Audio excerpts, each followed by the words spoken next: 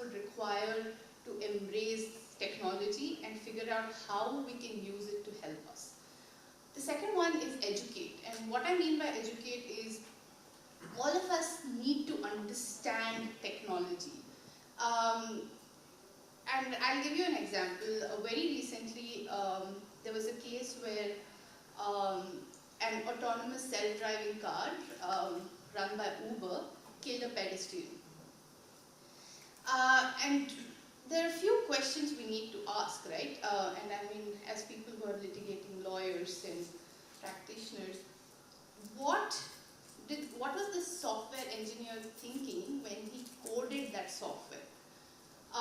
He obviously wouldn't have said, don't pay attention to an object coming your way, right? He is going to think about how do I stop it from happening. But maybe there was something else, and we need to understand what that something else was to assign liability, or to figure out who should take the liability, or who should be responsible.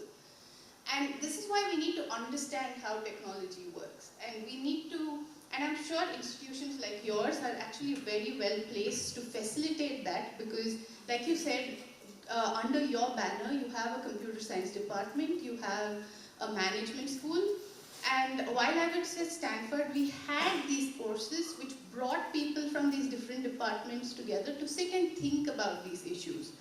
And what it also did is it gave opportunity to students like us in the legal department to sit and understand what happens in computing, coding, cloud computing, and that changes your entire perspective about what AI is and what it means and how it can how you can contribute to it and how it's going to help you. So that's the second one, the second E. The third E is engage, which is the reason we are not seeing a lot of innovation in the use of technology and AI in the legal space is because the people who are writing that technology are computer scientists. And they don't know what our challenges are and what our environment is. And if you want them to help you, then you need to find a way to engage with them, to tell them what your problem is. And I'm sure any business person who wants to make money will be definitely at it, because there is definitely, like you said, business, because people are willing to pay for it. And there are computer scientists who want to change the world, so they will obviously want to get at it. The last one is innovate, and that kind of concludes the three. I mean, there is this whole perspective about, oh, I may lose my job to AI. And like Manu was saying, there's definitely going to be a shift in maybe the work that is being done, right? Like Neeraj said, research, due diligence, some of the entry-level jobs are going to go away. But, I mean, those are mechanical jobs, right? You don't even want to be doing that in the first place. But what that will be replaced by and what you can do is something much, I'm not trying to put it in a negative way, but I feel it's a lot more powerful because you can innovate, you can create those technologies that's going to replace, and that is going to benefit the entire legal community, and it's going to benefit them much more than, you know, just going by what we have today, right? And what I think is law students and actually have the time to think about these things, because we practitioners, we just need, we have business and we need to get that done all the time. But law students and legal educational institutions can actually foster that kind of environment where, you know, business people, practitioners like us come to you and tell you that this is our problem, and you can put in, you know, computer science students and legal students to find a solution to that problem. So what I would urge a lot of you to do as prospective students or prospective lawyers is to actually not just read the letter of the law and figure out how to apply it, but also to think about how you can make a difference to the legal profession. So this is how I think about it. Thank you. You have, especially the liability in case of Uber car, is a very good example to see how law has still remained the lane companion to technology. Technology has gone at a jet speed, whereas law has been a very slow mover. But then, many a times human operations are faster and then the law reinvents itself.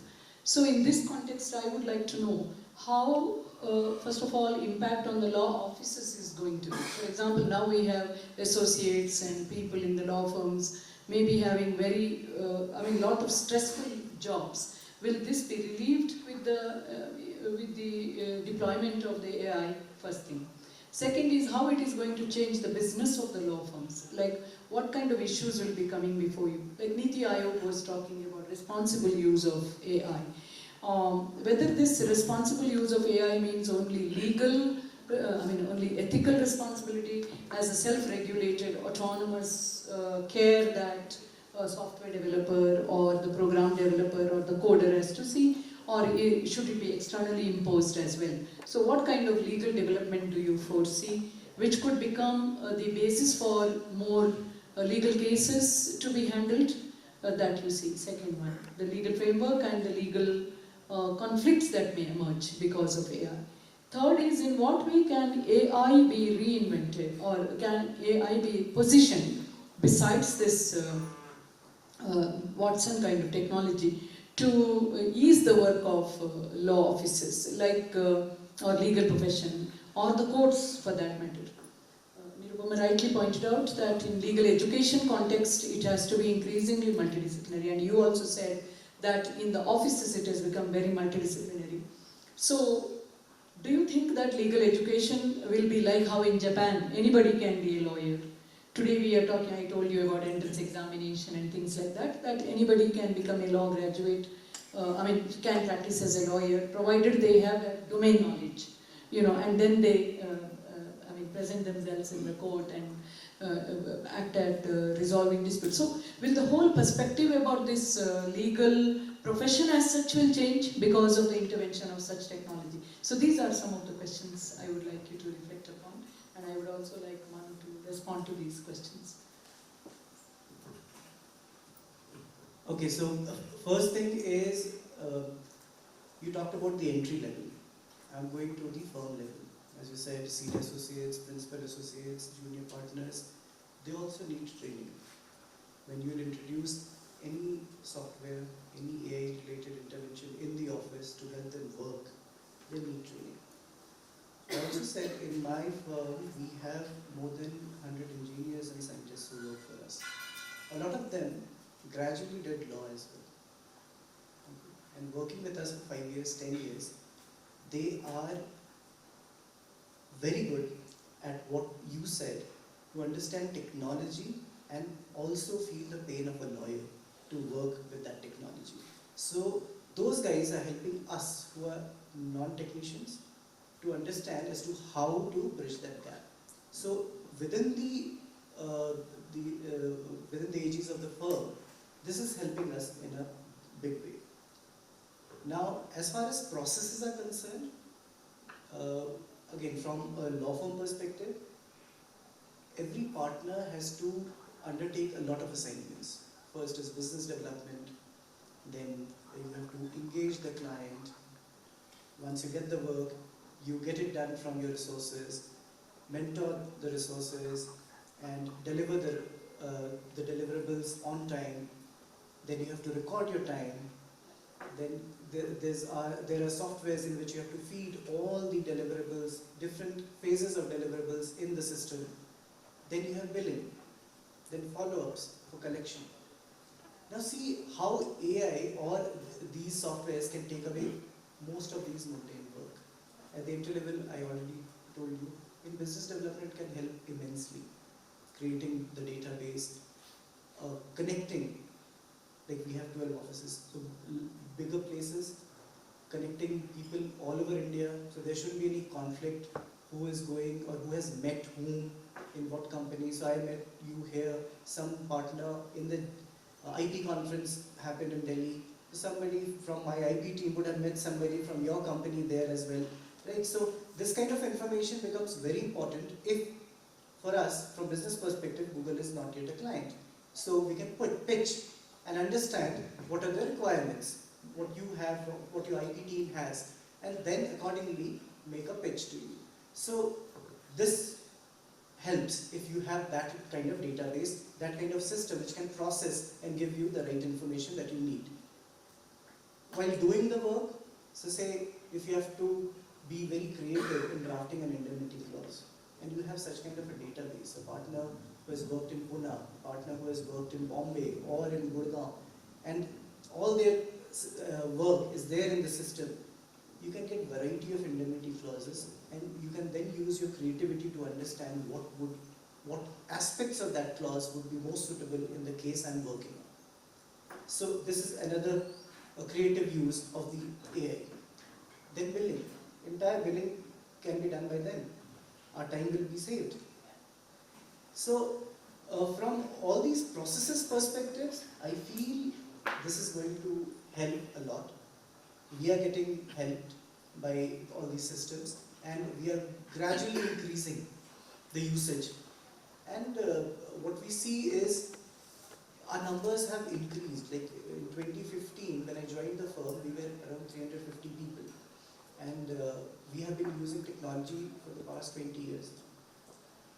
And in these 5 years, our number has increased to 750 plus. So we need more and more people. And we are also increasing the offices. Work has increased. Now people are very happy in doing more quality work. As you said, all those low-end work are very mundane, clerical, you don't want to do. But then those work also teach you how to be more efficient. If you haven't gone through the grinding of a due diligence, you won't understand as to what are the pain points.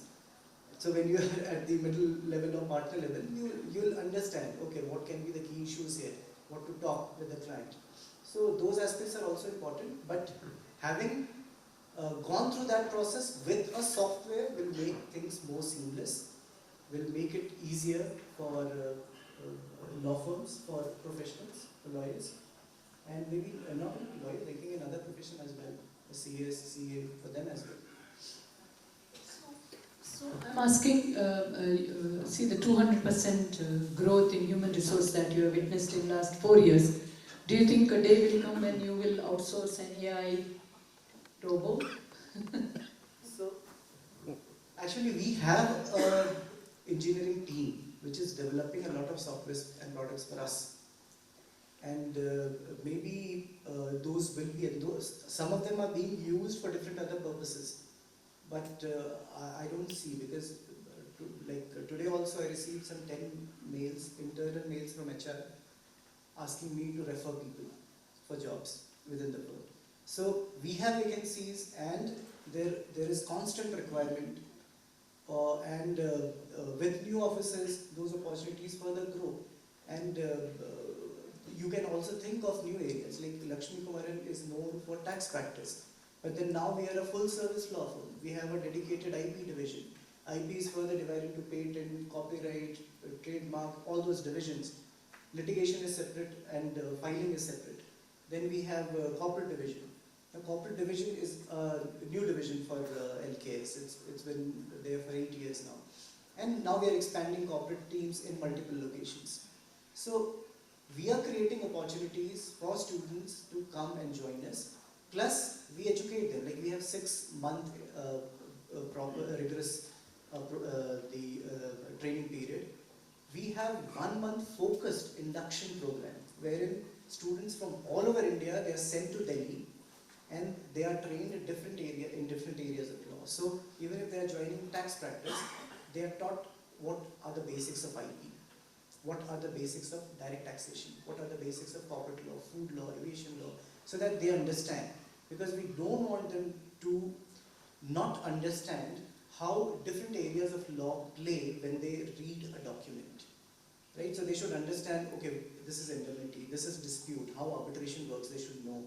They should know how, say, boilerplates, which are as simple as, I would say, they are most neglected, I would say, clauses in an agreement. How that work, They should understand. So we provide that 1 month training for each person who joins our firm, every lawyer. So, and now we are using tools to conduct these sessions. There are AI-driven technologies that is helping us. So we have reduced the time of training as well. So previously it was 1.5 months training, now it is 1 month. We are further squeezing it down to 1 week training, making it more effective, more efficient for people who are joining. Plus, there are sessions to help them understand these tools as to how to use them. And some person would sit and make them use so that they would know how much they have understood it actually. And because they'll have to from next year, as and when they'll join the active work, they'll have to start using those tools. So, AI, I've been seeing, because I've worked in smaller firms where MS Office was the only tool we were using. And here, it's a totally shift for me. Right? So I've learned on the job, all this usage of technology on the job, which for people who are studying in Symbi or other such privileged law schools where you are provided with such knowledge, right, before the entry level. So it's a big blessing for you guys. And not all firms spend the kind of money and resources LKS is doing. Big firms, they do. Even a lot of mid-sized firms, they are doing it. But then not everywhere is that privileged. So it also serves the purpose of understanding the emerging trends within the law firm setup and how they are effectively using technology in terms of orienting and the professional development of entrants. But the most interesting thing here is coming back to a debate that AI is most sought after because of these two reasons. One is elimination of human error and second is efficiency. And you have endorsed that view. Now I would like to listen to you, Mr. Manu. How do you endorse these viewpoints, or what are the critical take that you have on this? So let me look at it from the perspective of the justice delivery system or the courts. Now, in a courtroom, I think we are still a little distance away from employing AI, but while lawyers and judges and academicians may debate about whether it is necessary or no, from my personal interactions with ordinary litigants, they are all for it, because justice delivery system is creaking. I don't think the common citizen today anymore trusts the justice delivery system to provide justice on time. And you have seen a very recent, very unfortunate incident in Hyderabad where the entire country leapt with joy, more or less, when we heard the news of those 4 chaps who were still accused having been shot. So I don't think I can blame the common ordinary Indian for that attitude. I think if anybody is to blame, it is the system. So such a system, whether we as people in the legal profession, whether we want AI or not, the people will want. So therefore, if there is a bot sitting out there testing whether a witness is lying or no, and if there is reasonable certainty that the machine will do as good a job as any ordinary judge or lawyer, then I am certain the people will overwhelmingly want that bot to do that job for us. That appears to me to be the system today. Now, can a machine do it? In a large number of cases, unfortunately or fortunately, yes. Many a times there is no rocket science. The same person will come to the court on 3 different dates and say 3 different things. All you need to do is somebody is diligent enough to point that out and say therefore the story is not believable. Now this is something that technology can easily harness, and this is a result that technology can deliver. But the difficulty will be, can AI ever deal with issues such as custody of children? No, I really don't know. Today, in this day and age, I cannot imagine, but possibly tomorrow a machine will be that efficient. I do not know. because the pace at which technology is growing we can't really predict. But there are certain areas therefore where technology will be a no-no. But let us assume a consumer dispute. I have bought a phone which is not functioning properly. Why should we not employ machines if we can? That the machine gives a report on whether the fault is with the customer or there is a manufacturing defect. And reasonably speaking, if the machine is even doing a 50 or 60% job in identifying whose fault it really is, I think the system eventually will go in favor of adopting machines, because that is where we are placed today in the justice delivery system. It takes 6 months, 9 months for a 15,000 phone to be replaced or a decision given and a compensation of 2,000 rupees. So I don't think people will want, people would rather live with machines making some errors than with justice not coming at all for months together.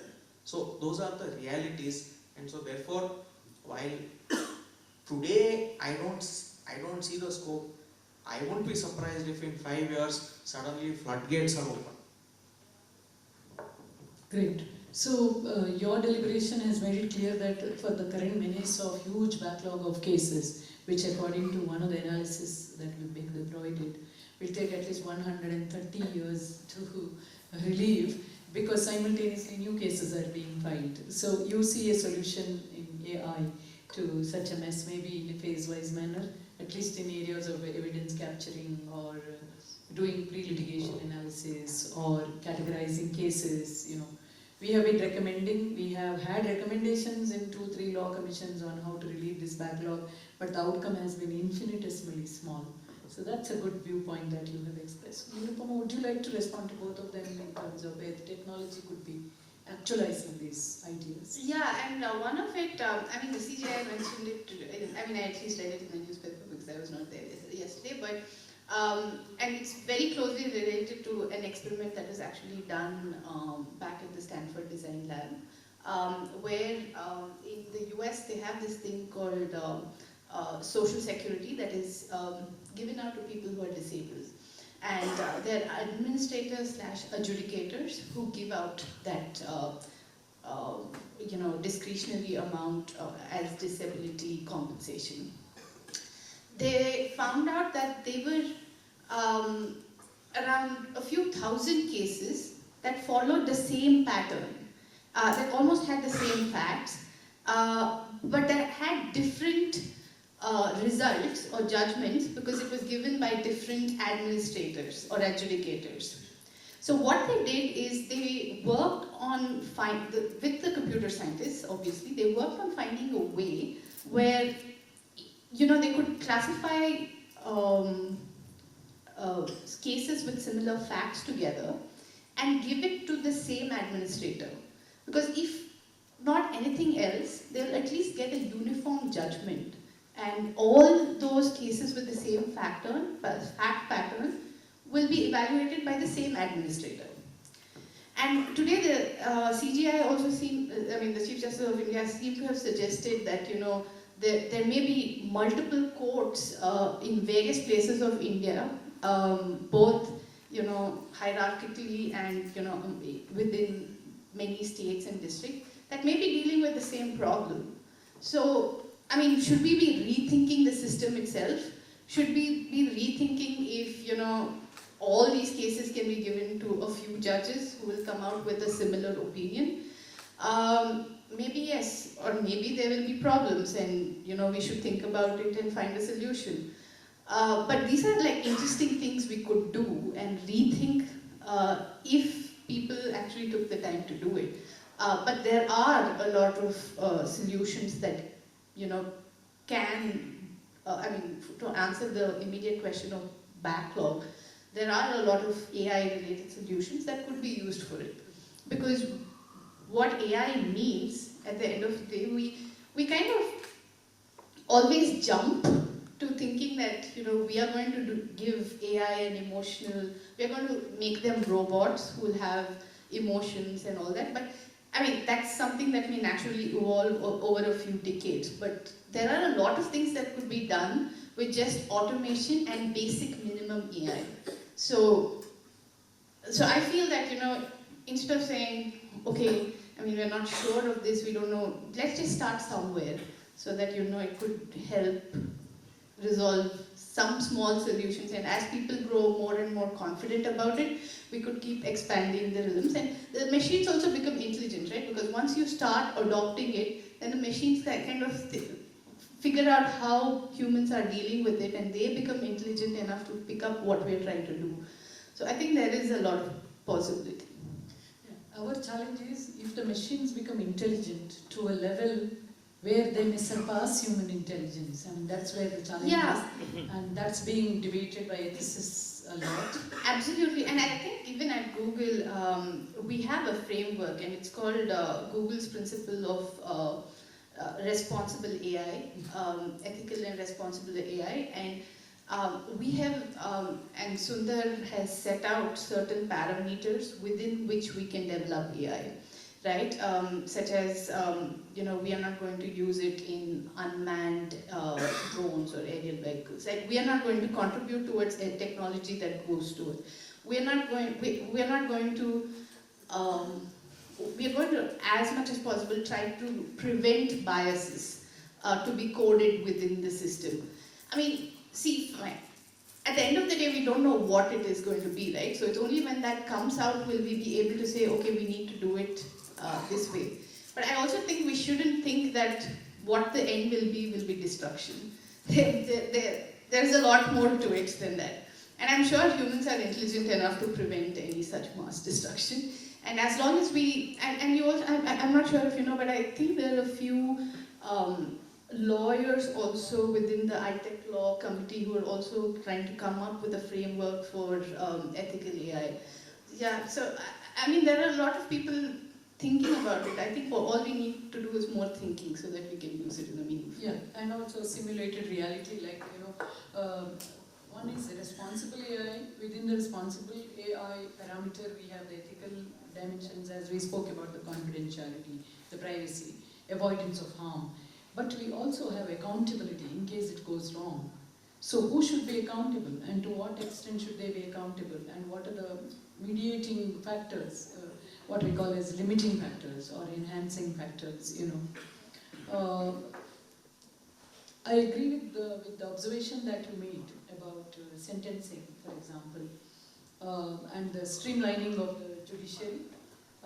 We have had the issue of this, for example, in India we have not abolished death punishment, so we have this rarest of the rare cases. One of my PhD students is studying that, and he says that how in photographic kind of similarity of circumstances, in one case it has been considered as rarest of the rare case and not in the other case. The distinguishing fact is not at all clear when you read the case from the reported sources. So these are all the areas where maybe the accuracy of AI could help us in arriving at true justice. So it's not that AI is going to be all about injustice. There could be the mission of justice that it could be serving. But my challenge is, when you are using this kind of a powerful technology, shouldn't you be ready with the infrastructure to use that, and the human resource which is going to critically engage with it, and the researchers who are going to develop these algorithms to be educated? We have never had a forum where the engineers and the ethicists would sit together. Like, for example, if you look at the engineering curriculum, there is nothing of ethics that is taught in the engineering curriculum. So slowly institutes like Symbiosis are talking about liberal arts curriculum being introduced, because we saw many Osamas coming from engineering background, you know. So, I mean, with due respect to the profession. And then we have had lawyers who have defended such engineers. So, multidisciplinary teams in the law firms, as much as multidisciplinary curricula in both technology and areas of ethics and law, may be the solution that I see as an educationist going forward. Do you have any? Yeah, no, that's absolutely true, and there's some precedence on it also, because at Stanford, the computer science department offered a course on ethical AI, and so generally in Stanford, they have like a maximum number of students who can take a particular course, like 100 students, and it was packed. And they had to have like 3 courses of the same quarter, because a lot of computer scientists showed interest in it.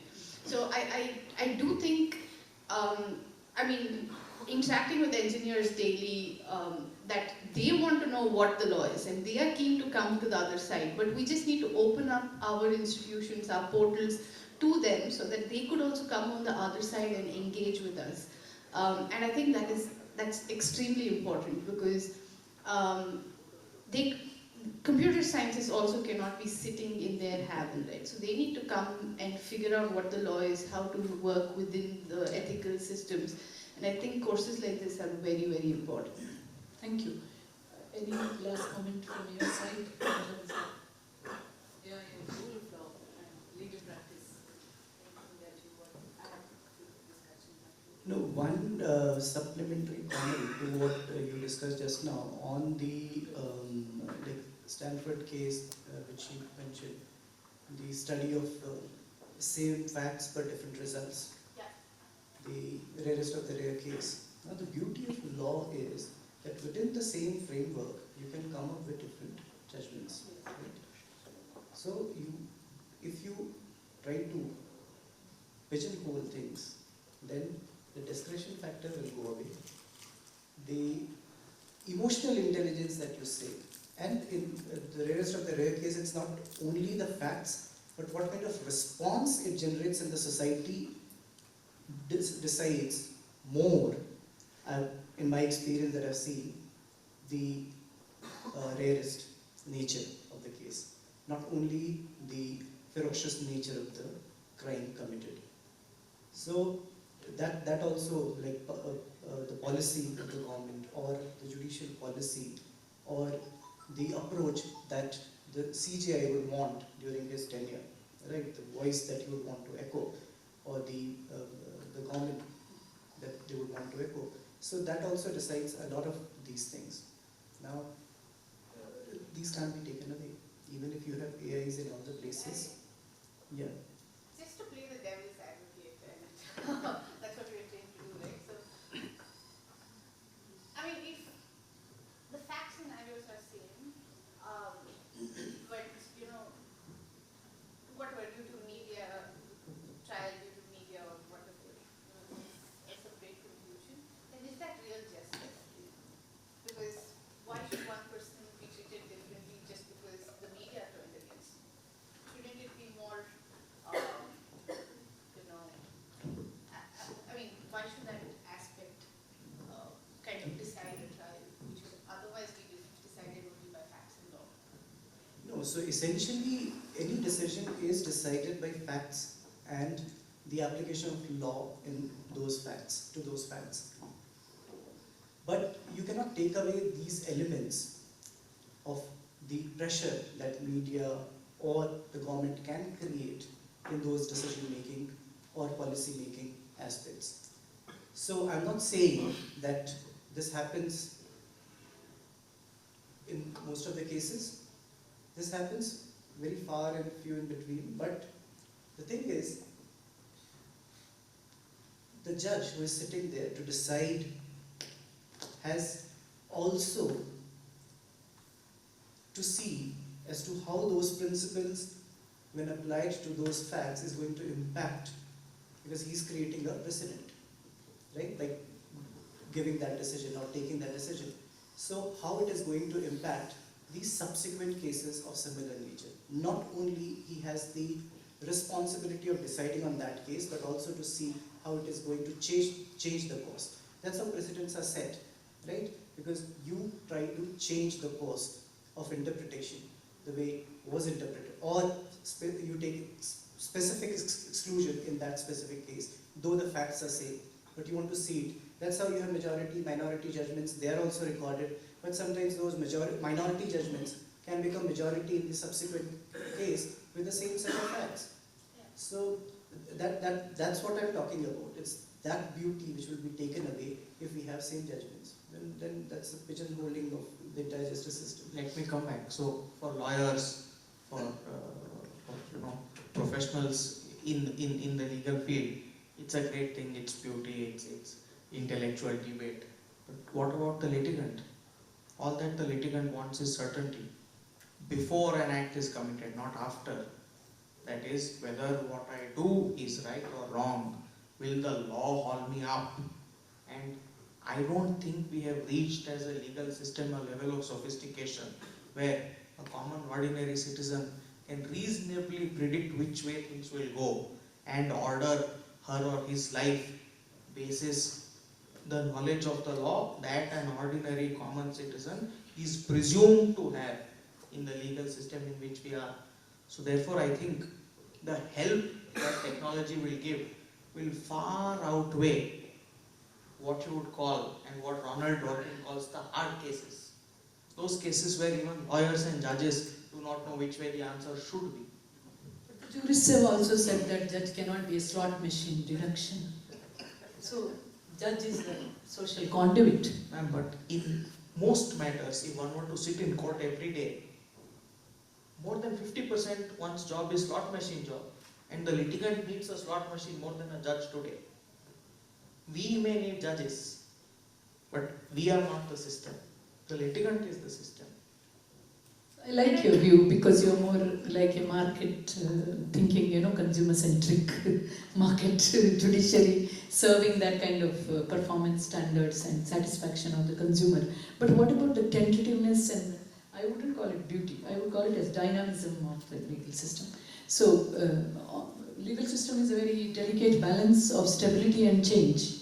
So, artificial intelligence, wouldn't that arrest that basic dynamism of legal system? Again, I think taking a totalitarian view of AI, which is not required, right? Because not every case needs to be decided by AI. And even if it is, again, so when we adopt AI, it would require us to rethink the system in some way. And when we rethink that, what we should essentially do is, AI, like he said, can solve 50% of the cases which really require a slot machine. But yeah, there are cases like the one on, I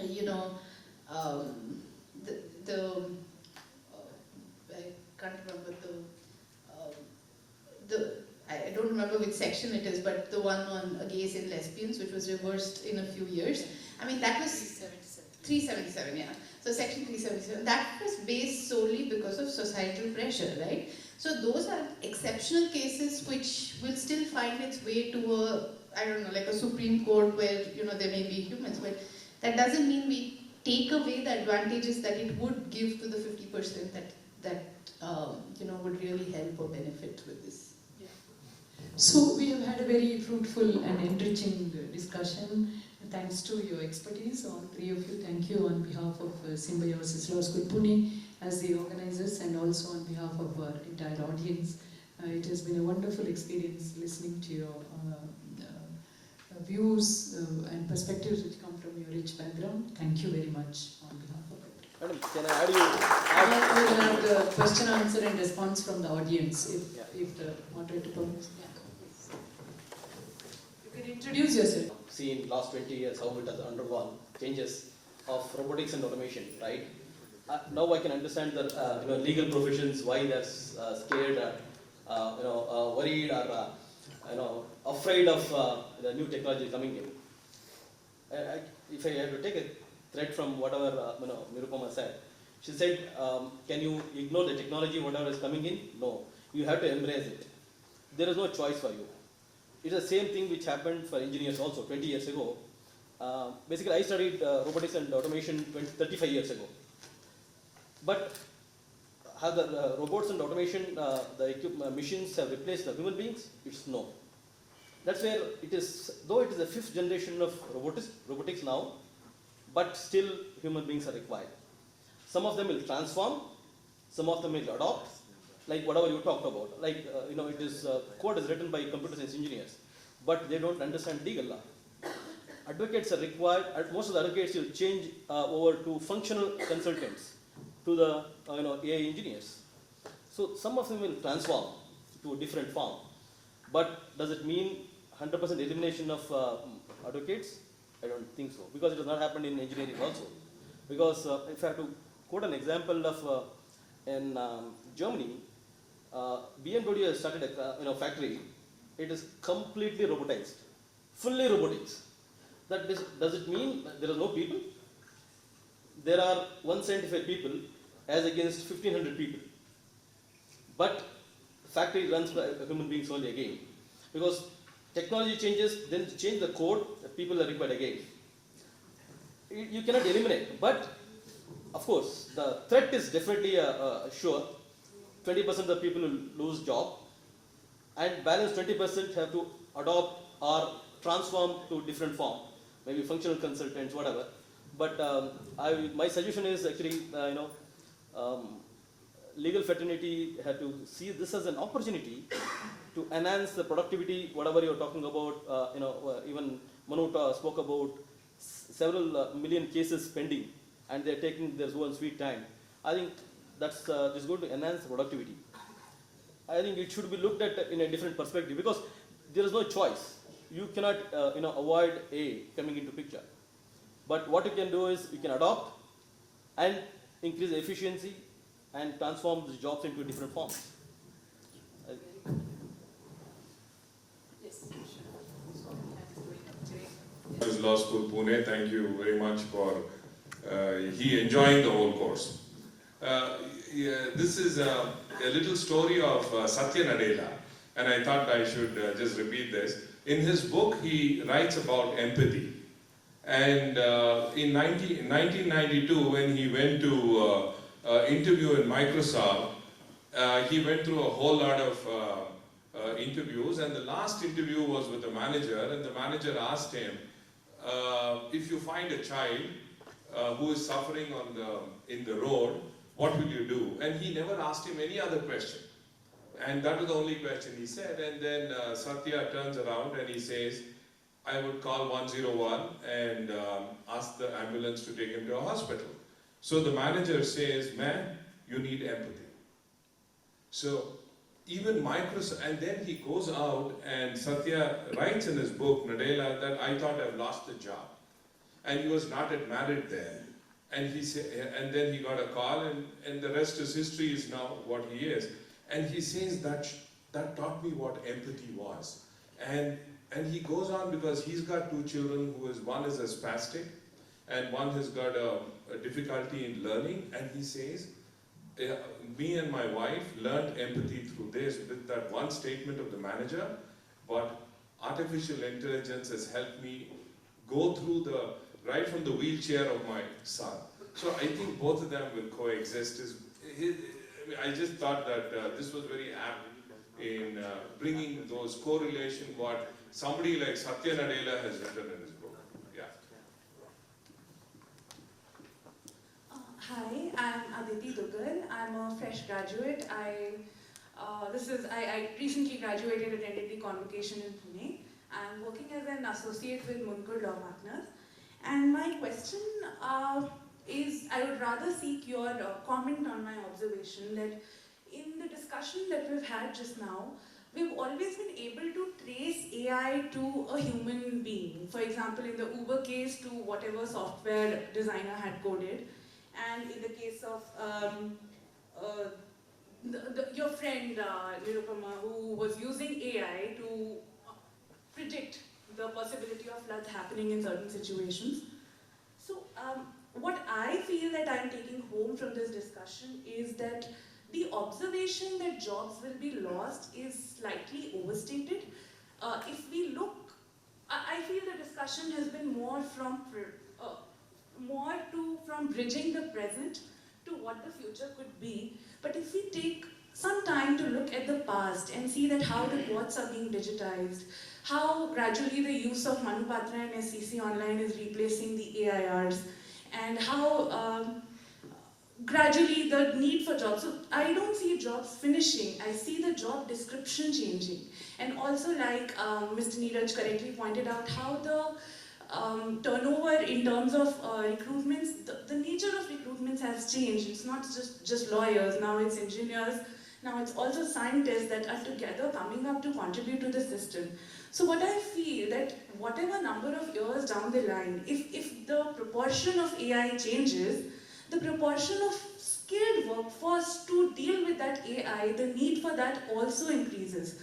So in my opinion, it's not like jobs will be changed. It's the same old principle of survival of the fittest.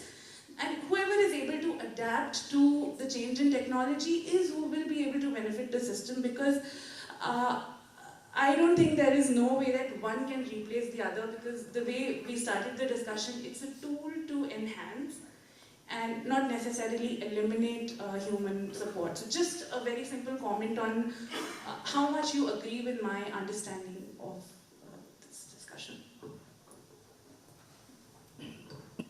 Yeah, I completely agree, and I think that can be, like you said, traced back to maybe even the advent of computers, right? Because with computers, a lot of things happen, but you still need people who could code or who could write to those, translate what we are talking to binary and into those computers, right? So this has been happening, like you said, from years. So this is nothing new, and there's nothing to worry about. So I completely agree with your analysis.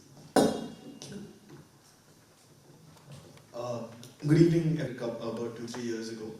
I work as an in-house counsel with ICICI Bank now, and so my question is a little bit on something that Mr. Kulkarni has touched upon. So one of our projects that we ran last year is an e-arbitration project for all of our consumer disputes. So this really helps us, and it helps our consumers as well, because it takes us away from the consumer courts. It shortens timelines in itself, and it also brings us along to across the table with an arbitrator. Now the obvious next step for us in this is to probably maybe replace an arbitrator with an artificial intelligence bot, right? As and when the technology becomes so. But one of our greatest successes that we've seen in the pilot project, it's still in its pilot stage, has been the number of appeals from e-arbitration is significantly lesser than what we've seen. And this is appeals both from our side as well as from the litigant side. But do you believe that India is a litigation market, with litigants in India, that tomorrow, if this order was passed by a bot and not by an arbitrator who's gone through the entire case, do you feel that success that we've seen with lesser appeals, of course, there's the entire binding nature of arbitration, but that is a different debate. But just, do you believe that, and this is to the entire panel, that is going to change? Do you think India's litigation market is ready to just accept decisions from bots, or you're going to have appeals? And how exactly do you think that appeal is going to go about? Can the human being really review the way in which a bot came to an answer? Or, is it just going to go on to the merits of the case? So, first ground will be that there is no decision maker.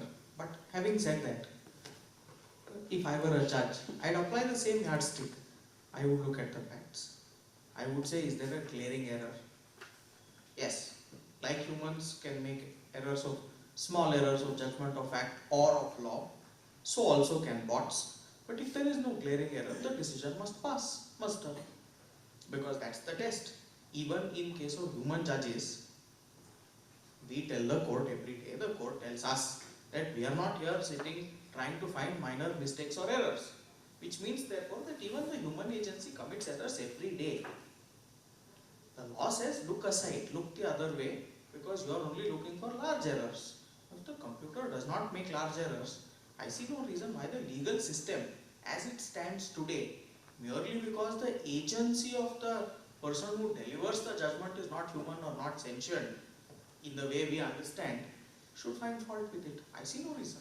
Of course, it will need some, I can't be the one saying it, the Supreme Court has to say it. But I see no difficulty why, just on the basis of existing legal principles, one cannot test the merits of the decision and leave aside the question of who the judge is. We judge the judgment, not the judge. Right, just a small follow-up to that is, so in the event, with respect to appeals, would you believe that right now, so the scope of an appeal is fairly restrictive, right, to a higher forum. So would you believe that that same scope is something that would extend to a decision which is passed by an artificial intelligence bot, or the scope of appeal from an order passed by an artificial intelligence bot should be wider than what would be passed by a human judge? Enlarging the scope of appeal will be counterproductive, because then we'll do exactly the same thing all over again in the second round. So it has to be the same. Plus, I have had the benefit of discussing this pilot project, with other colleagues of yours. So, one reason why appeals are lesser could also be attributable to the value of the disputes and not to the decision-making agency. But yes, it's a step, it's a welcome move. Hello, my name is Swapnil. I'm a graduate of the SLS Pune 2018. So I'm actually working on a legal tech startup at the moment, and we're basically building an AI-powered legal research, drafting, and contract management software. And many of the views that you've pointed out, I very much agree with. And I think where we're seeing AI actually being used right now is mostly with contract review. Many of the mundane, redundant tasks will be obsolete. For example, legal research in the US as well, we're seeing that happen. And in fact, that's what we're working on at the moment.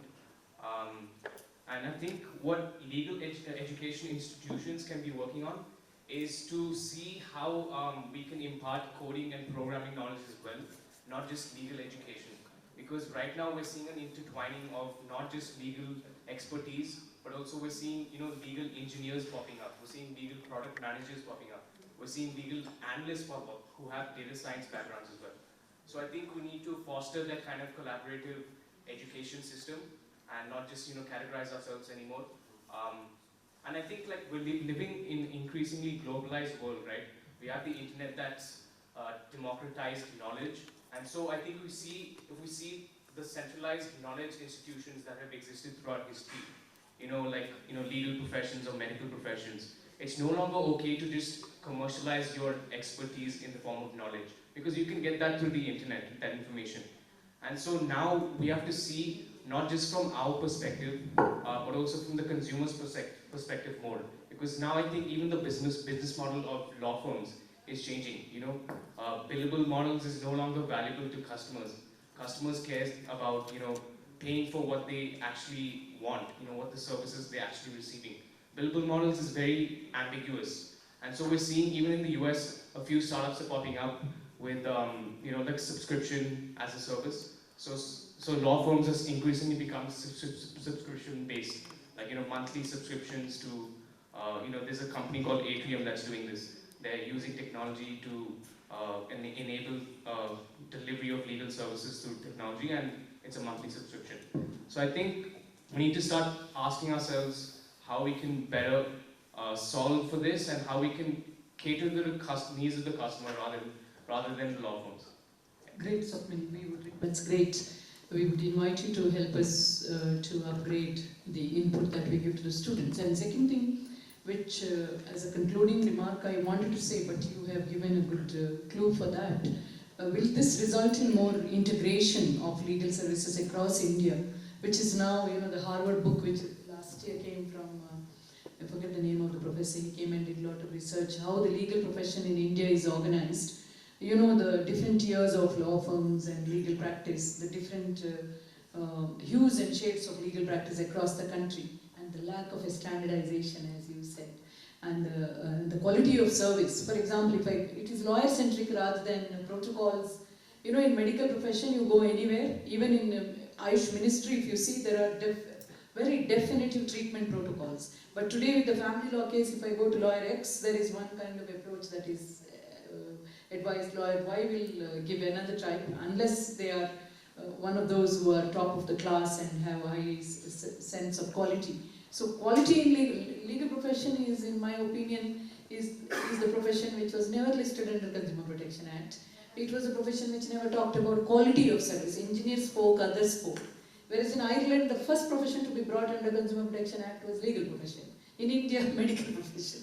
So we have these kinds of issues. So I was thinking the opportunity that AI provides could be the future Ubers of legal service. I mean, there is already a firm which is opened. I had read a write-up about it in Economic Times. So it will create more opportunities for the tech-savvy kind of generation and lawyers and the seniors in the profession to integrate such talent into their firms. So thank you for that. Yeah.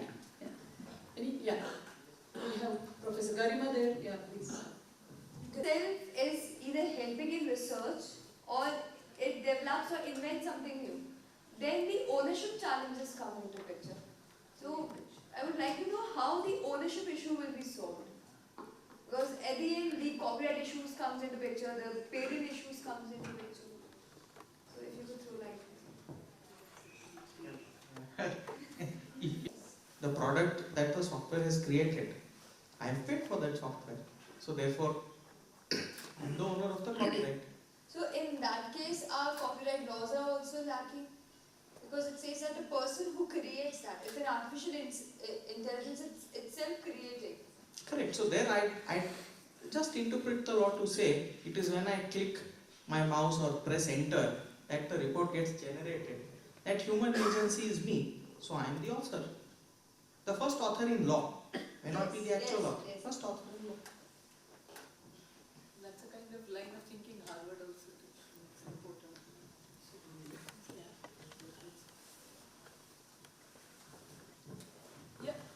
Conflict with how governmental departments and the judiciary is going to be addressing the issue of adopting artificial intelligence, right? Because there are a lot of vested interests. Just to extrapolate a few instances. For example, the Constitution provides that retired judges can also be brought back as judges to fill in vacancies. You look at Karnataka High Court, which has had 50% vacancy for the last, almost the better part of the last decade, right? Or you look at the kind of conviction rates that we've had for, you're looking at information technology matters. We are the capital of, so-called IT capital of the country. And we have had one conviction in the entire state for the last 4 years.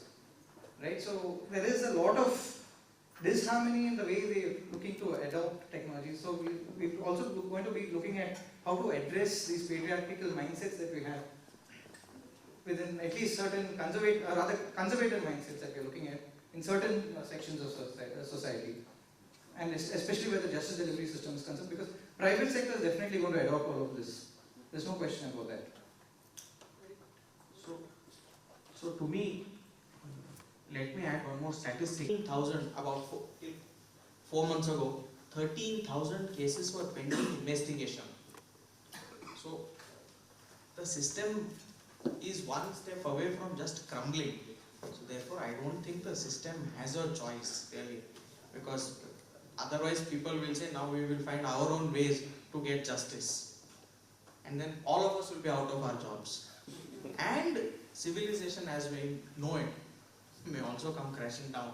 So therefore, much as the resistance may be, I don't really think we are in a position to debate this today. Its horrors possibly we have not yet seen, but the benefits right now are way too many for us to keep away. Correct, but it's probably going to be slower in the public side than on the private side. Yes, certainly. There will be tremendous resistance. For example, Sanjeev was talking about the arbitration and visibility of e-arbitration. That shows the speed with which private sector is adopting the new technology. On the other hand, what Ganpati is pointing out is showing the sluggish way and the resistance and rigid mindset. So the policy has to be evolved in such a way that it balances these two extremes. I actually have a doubt. Is it that there's no innovation happening at the public space and there's more innovation happening at the private space, obviously because private companies are well funded to do this innovation? Or is it that there is innovation or there is interest but there are no adopters, or people who are administrating justice are not wanting to adopt? He says it's not wanting, but I would say it is just the lethargy, lack of political will, which has been a classic problem of some of the democracies, post-colonial But democracies. are there people working on the problem? Because if there's nothing to adopt, then what are they adopting? So ILO group is working on that, right? Yeah, there are people working on it. There are lobbies. It's only a question of resistance to change. There, people doesn't want to adopt. Go through or not. And unnecessarily they cannot create economic burden on the departments. Right? So these sticklers will come gradually if they start following this. So as of now, they are free because it's government money and they go ahead and file or send show cause notices or assessments. So it's like a routine for them. If they don't, then there'll be questions. Why didn't you? Right? But gradually, these things will go away if you start using this AI-based judgment system. Because then they'll be asked, why did you go when you knew it will not succeed? You have precedents. These set of facts, it will not proceed. So why did you go? So it's unnecessary economic burden on the government. So I think that will change, and litigations from government side will come down. So the 70% will be greatly impacted if this comes into play. We have another. So in the larger context of AI and law, one of the aspects that's really crucial to this is data privacy. Increasingly one use case scenario of artificial intelligence is, say for instance, in the eligibility of loans, credit scoring, and related aspects. For instance, the data protection law in EU, the GDPR, makes a very explicit classification with regard to decisions based on AI and based solely on AI. So that, do you think there's a relevance still of having a human intervention when a decision is taken about a data principle, about a data subject, which may impact him in one way or the other? So, my analysis is every violation of the law in terms of protection of one's data that a human agency can do, the same human agency through AI can also do by tweaking the AI system itself. So what I can do in terms of photocopying a piece of paper earlier, I can do today by clicking a photograph. And tomorrow I'll be able to introduce some contaminant in the computer system. So therefore, I think a robust legal regime which can present brick and mortar violation of data privacy should also be able to have the technological tool to prevent violation there. But yes, there is an issue of scale here. So that issue of scale can sometimes be overwhelming. Technology will have to find answers to. We should not forget is we have taught bias to the machines.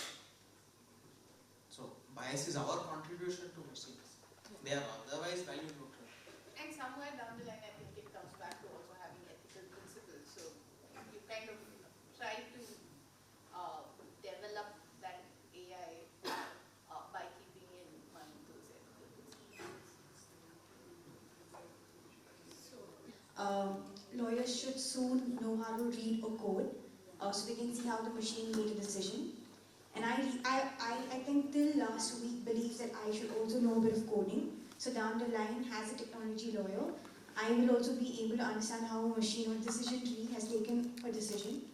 But I recently met someone who completely changed my understanding of the subject. He said, machine learning itself is a black box. And even data scientists today are struggling to understand how these machines, how a particular decision tree has kind of, for instance, the Cambridge Analytica case, the news feed, I think there is this journalist who said that they've been trying to write to Facebook and they're not able to get the exact news feed shown to so many people because it was machine learning or it was thrown by an algorithm, which is so difficult to, so then that begs the question how interdisciplinary education might help us tomorrow. So that's my question. How do you think about it? So the idea, like when I was a student, the idea was, okay, apart from your mother tongue and English, you should learn some foreign language, French, Spanish, something. Today the requirement is to learn some coding language. So that requirement has come, and it is very important to know that language as well now. Not for all, but gradually it will pick, because the third language requirement, when it was there, unless it was made mandatory in schools and schools started throwing it on us, we did not learn. So in my school, it was not compulsory, so I did not take third language. Sanskrit was my third language. So now, unless we have some kind of courses, those who are interested would of course go there. As lawyers, we don't need to know coding, but if we know, it will make our job seamless when we are dealing in technology space. Like I said, we have engineers. So when we get clients who deal in technology and they talk, so it should not just bounce from our head, right? So we sit with engineers, they can talk in their sign language, and then these engineers who are lawyers also who are working with us for several years, then they translate that into our simple language. So this is also possible, this set of things. Tomorrow, if you already know that, then you can do that direct conversation and understand and then apply law and then advise or counsel the client. So I think this is a good strategy. This can be a good strategy, good idea to have a coding language as part of the curriculum. Coding may not be required, basically. What you need is a functional understanding. That's what I talked about, functional consultant. Exactly. Advocate can remain as a functional consultant. Coding is still done by computer science engineers, software engineers. Yeah. Not necessarily you should know that. Actually, it doesn't make any... No, but then we can create such entrepreneurs. No, if they want, yes. That's the more specialized one, Then they want to become a software engineer rather than an advocate. Because that ends up writing the code. Yeah. But maybe he will be more efficient because he also understands legal terms. Yes. But normally it is not required. The industry doesn't work that way. Yeah. So the engineers that we have in our office, they don't write codes, but they understand and then they help in patent application or similar works or understanding the transaction for us. This is exactly the reason. In fact, I also undergone some legal course from NLS. I basically am an engineer, a lot of contracts, with writing, a lot of problems. So I have to undergo, that's the only basic understanding. I don't want to be a lawyer and practice law, but at least that knowledge is helping me, no doubt about it. Just to answer Nisha's question specifically. So you wanted to know how in machine learning and data science and an understanding of that can help lawyers, right? Especially in cases like Cambridge Analytica. So again, I'm just going back to Stanford because I kind of am closely, I closely follow the courses and all that. And there's one course there that's called Innovation and Artificial Intelligence, and it's being taught by a professor who taught me. And in his course description, he says, this course is designed to, it seeks to equip students with an understanding of the basics of AI and machine learning systems by studying the implication of technology along the design deployment, moving from system inputs, which is data collection, to system design, which is engineering, and finally to system output, which is the product features. So, and the reason why this is important is each of this step has some determination into what the output is, right? And we need to understand what went into the system to be able to figure out what the liability is and who the liability should be with, right? And that's the reason why courses such as, like he said, you don't have to learn to code a machine learning code, right? But what you need to learn is what happens when you're coding a machine learning code. What goes in? What is the design that you're thinking of? What are the features that the software developer intended? Those are the things that a lawyer needs to know. Thank you so much, and thank the audience for one. Oh, there's one more.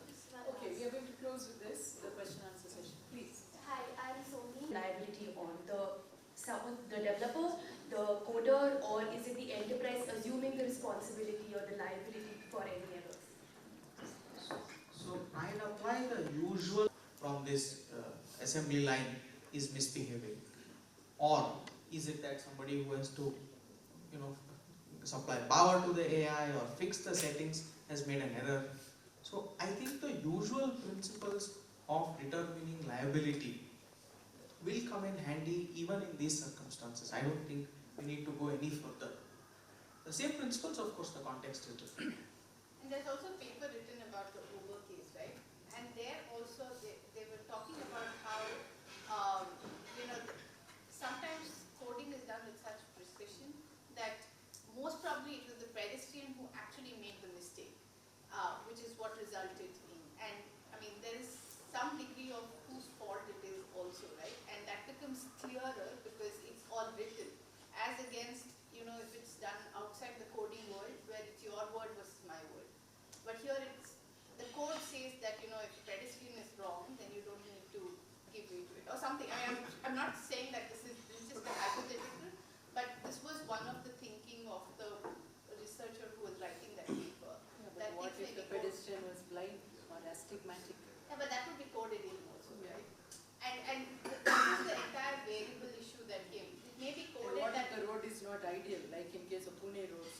And then there was an interesting thing, what if the pedestrian was not a human but an animal?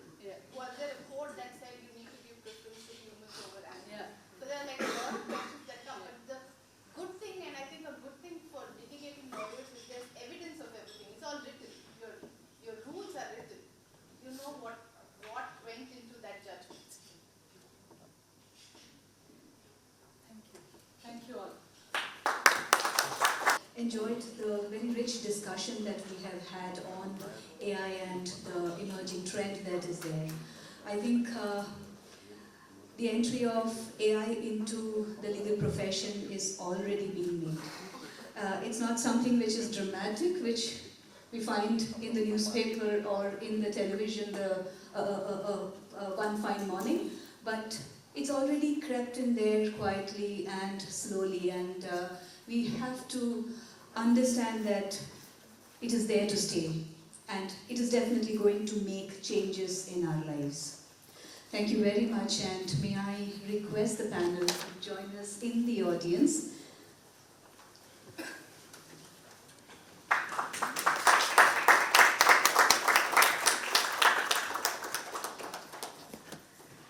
As we go on, we have...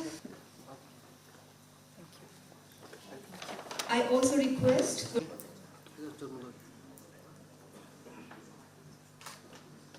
9001 is to 2008 certification and has been declared a dispute-free village by the government in the year 2009. At the micro level of engagement, one collaboration has been with NGOs like Saheli, wherein legal empowerment programs were conducted for the sex workers in Budwarpet, the red light area of Pune. Information booklets were prepared in Marathi and Hindi, and continuous legal aid is being provided to them. The other collaboration is with the government body, the Yerwada Central Prison, through the Prison Legal Aid Program, where CNCC has been conducting workshops educating the prisoners about their basic constitutional and human rights. To provide primary legal aid, the case of a 13-year-old sexual assault victim who was discriminated and denied admissions in most of the schools was taken up by the CNCC, wherein she was provided with complete legal care. Her psychological and emotional well-being were being taken care of. By facilitating her admissions into school along with rehabilitation, the girl is also being provided with complete medical assistance.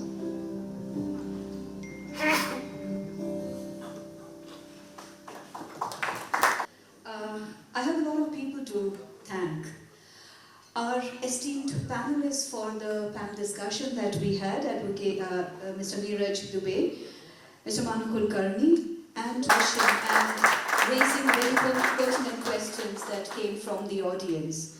I also take this opportunity to thank some of our very esteemed guests, Mr. Hemraju Vasant Kumar, thank you very much, sir, for being with us. Mr. N.J. Prakash Rao and Madam, thank you very much for being here and encouraging us by your presence over here. Thank you. I thank all our stakeholders who are here with us, guests who have come from various law firms, industry, law aspirants and their parents, our alumni, parents of our alumni and our students. Your presence over here definitely encourages us, and I'm sure as far as the aspirants and the parents are concerned, you're going back knowing something more about Symbiosis and what Symbiosis does. I thank the top management of Symbiosis, Dr. S.B. Mujumdar, the Chancellor of Symbiosis International University, Dr. Vidya Yeravdekar, the Pro-Chancellor of Symbiosis International University, and Dr. Rajni Gupte, the Vice-Chancellor of Symbiosis International University, for all the support and encouragement they have been providing to Symbiosis Law School for taking forward all our initiatives. Dr. Shashikala Gurpur, Director, Symbiosis Law School, Pune, and Dean, Faculty of Law, Symbiosis International University. Ma'am has been the director since 2007, and from there we have seen a growth that has been exponential. She has been there leading the team, she has been there ensuring that everything, all the T's are crossed and all the I's are dotted.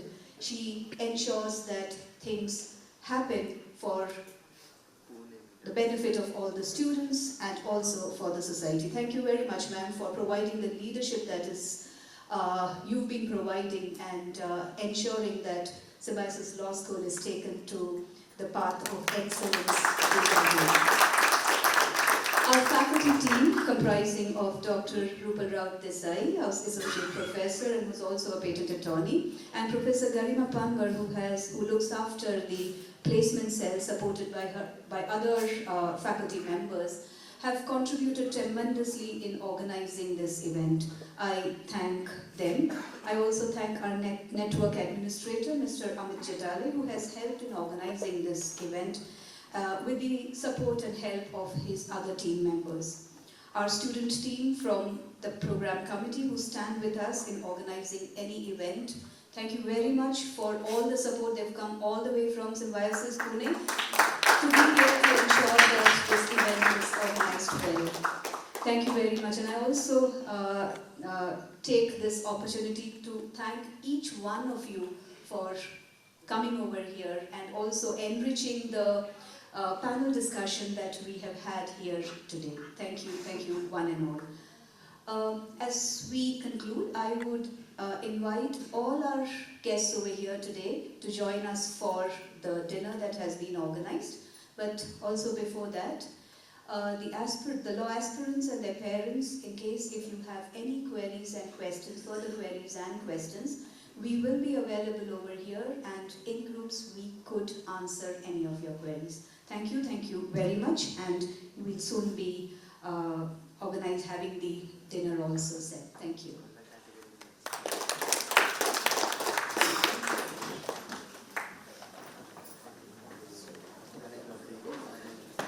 Function conducted by the Symbiosis Law School, Pune, to educate parents, prospective students, and the academia at large about the nature of educational activities being undertaken by the law school. There was a scintillating presentation by Dr. Shashikala Gurpur on how the law school has evolved over the years. The presentation was followed by a panel discussion on artificial intelligence and the law. The discussion veered around how artificial intelligence is practically today being employed by law firms. We also touched upon the subjects of how artificial intelligence can be employed in courts and the judiciary, and also the pitfalls that technology may bring in its wake, such as the inability to exercise discretion or deal with matters on a case-to-case basis. The broad conclusion of the discussion was that as lawyers and especially as law students, we should all be equipped to understand technology because it is the order of the day.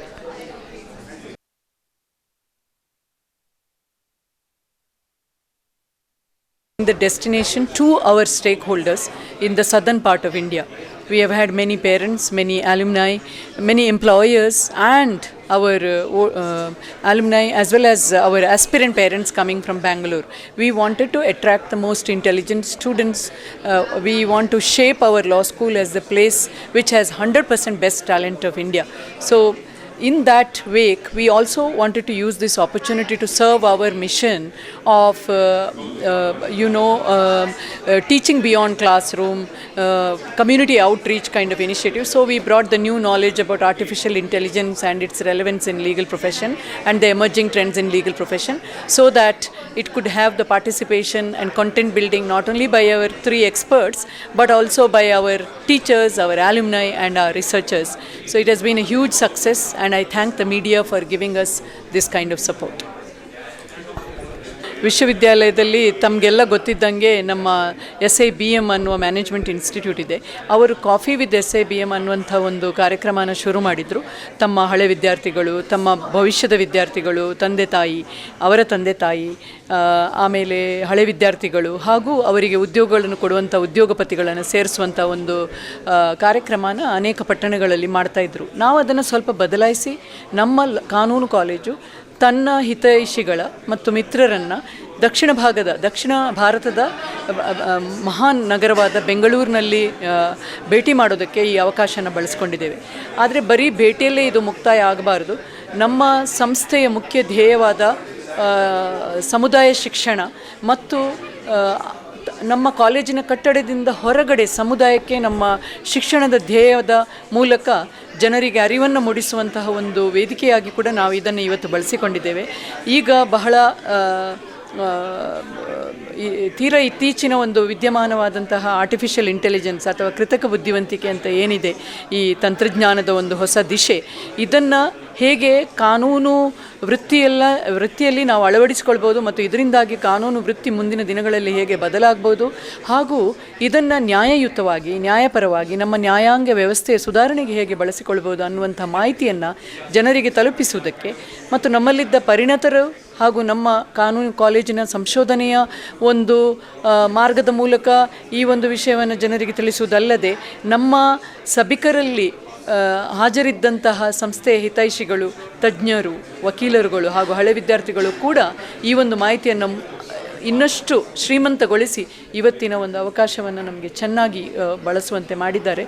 ಮತ್ತು ಈ ಕಾರ್ಯದಲ್ಲಿ ನೆರವಾದ ಮಾಧ್ಯಮದ ಮಂದಿಗೂ ನಮ್ಮ ಧನ್ಯವಾದಗಳು.